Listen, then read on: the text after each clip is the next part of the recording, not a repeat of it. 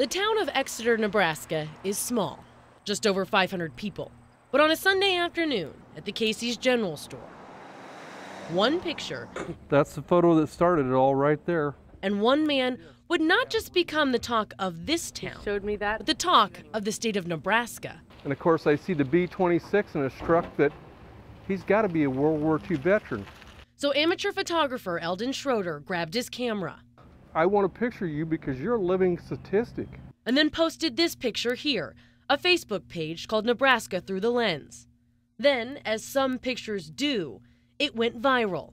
More than 90,000 likes with messages, mostly thank yous, everyone wanting to know more about the 95-year-old World War II vet, Alva Smith. I was overseas 27 months and in 6 campaigns and the Bronze Star. At his home with his dog, Smith mostly farms. Are yellow. Then they got But the he often red thinks back to his time in the service, his time in World War II.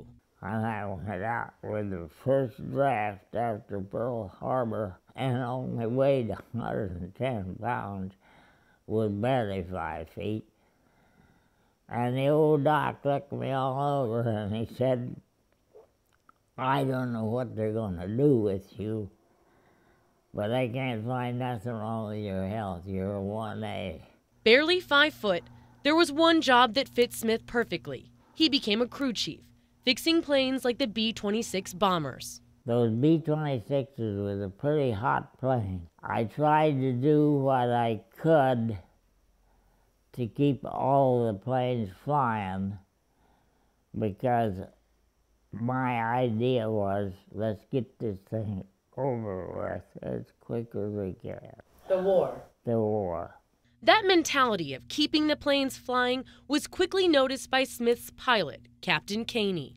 So he'd had over 100 missions on it and never had to return for mechanical difficulty. So Caney decided that if I could keep that old thing in commission, he was going to recommend me for the Bronze Star, and they did. They gave it to me. Being awarded the Bronze Star is no easy feat, especially if you never saw combat like Smith. So getting the Bronze Star meant Smith had to really be exceptional. It meant that they were repaying me for trying to do a job. That's all there was to it. Through D-Day until the end, Alva was there to see the war in Europe finish. Some of us were lucky, I was lucky, but a lot of them didn't return, so they're still there in France. But to me, those were the real heroes. It wasn't us. We just did a job. The memory of it all the men, all the lives, all the sacrifice, even at 95, that memory is strong and unwavering. Oh, I think about it quite often, but I figured it was just a job I had to do.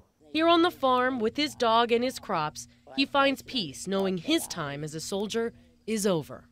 At my age, they're going to salvage me. The gold in my teeth, the silver in my hair, and the lead in my ass. That's the only way I'll go back to the service. What he never expected, though, was the picture he posed for a few Sundays ago would bring a camera crew to his doorstep. I had to get to 95 years old to get that kind of publicity. The thanks, the messages, all the kind words, he appreciates all of them. And when asked, what should people do when they come across an old vet like him? Well, they can thank him for their service and at least try to find out something about what we went through. And we're so glad we did just that.